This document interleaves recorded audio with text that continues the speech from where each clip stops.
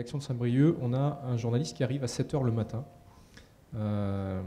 C'est assez récent. Pourquoi 7 h le matin? Parce qu'on se rend compte que il y a vraiment une diversification des médias sur lesquels vous allez vous rendre. Alors c'est vrai qu'avant il y avait le papier, le journal qui arrivait dans la boîte aux lettres ou que vous alliez chercher dans les kiosques. Il y a aussi maintenant Internet.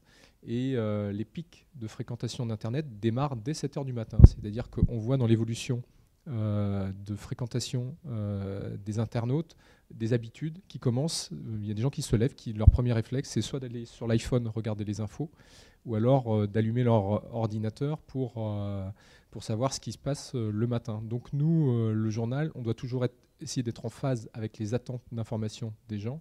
Donc on a un journaliste qui est là à 7 h pour faire ce qu'on appelle une tournée de faits divers, c'est-à-dire qu'il va appeler les pompiers, les gendarmes, le commissariat de police pour savoir s'il y a eu des incendies dans la nuit. Ça a pu arriver, par exemple, je ne sais pas, on avait un incendie d'un McDo l'autre jour à Plérin, c'était à 6 h et quelques je crois, ou alors des incendies à Lannion très spectaculaires qui sont arrivés la nuit récemment. Nous, ça nous permet d'être le plus frais sur l'info parce que ça aussi, c'est l'essence de notre métier, c'est d'être les premiers à informer, avec une information qui a été vérifiée. Donc on a quelqu'un là très tôt. Sinon, les équipes arrivent sur les coups de 9 h, 9 h 30. On tient une réunion de rédaction. Comment ça se passe? On regarde un petit peu ce qu'on appelle notre agenda.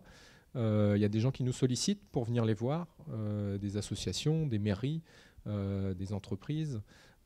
Donc on a des rendez-vous. Nous, on se dit, tiens, est-ce que c'est intéressant ou pas? Parce qu'il y a des rendez-vous qu'on ne fait pas, parce qu'on estime que ce n'est pas très original, parce que c'est trop institutionnel, parce que voilà, ça n'apporte rien de neuf. Tous les jours, on doit essayer de se dire qu'est-ce qu'on va raconter dans le journal de demain qui va surprendre, qui va étonner ou qui peut être pertinent pour nos lecteurs et intéresser nos lecteurs. Nos journalistes vont ensuite aller sur le terrain, rencontrer les gens. Alors, juste pour dire, on regarde l'agenda, on regarde si c'est intéressant. S'il n'y a rien, on essaye de se creuser les méninges pour se dire qu'est-ce qu'on va pouvoir raconter pour remplir les pages demain. Ou parfois, on a trop d'actualité et là, on est obligé de faire des choix. C'est de se dire, telle chose est très intéressante, mais on en a une autre qui prime. Donc, peut-être qu'on va devoir la réduire. Donc, on commence à concevoir le journal du lendemain.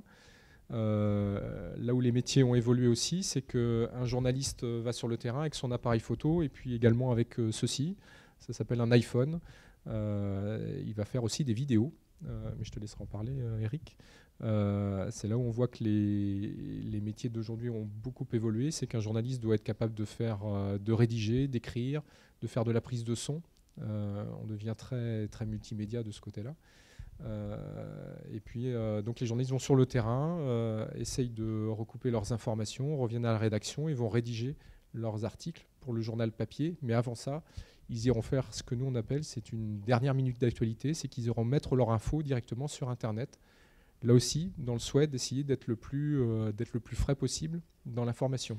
Avec une conception chez nous, c'est qu'Internet doit être complémentaire du journal papier. Mais tu pourras développer un petit peu ça aussi. Donc nos journalistes travaillent jusque 19 h, 20 h, même plutôt 20 h, 21 h, 22 h. La butée horaire du soir, on ne la connaît jamais trop, elle dépend de l'actualité. S'il y a une manifestation d'agriculteurs devant la préfecture avec des pneus qui brûlent, on ne va pas dire je suis désolé, moi je termine à 18 h, donc on va y aller. Donc on essaye de s'adapter à la vie de la société, puisqu'on doit être le miroir de cette société-là, avec toujours, nous, notre curiosité. C'est une des qualités premières qu'on demande à un journaliste, d'être curieux, de s'intéresser à ce qui bouge, ce qu'il y a de neuf, et d'essayer d'avoir un regard critique sur l'information qu'on peut nous donner. Donc voilà, ça c'est un peu une journée type à Ouest France.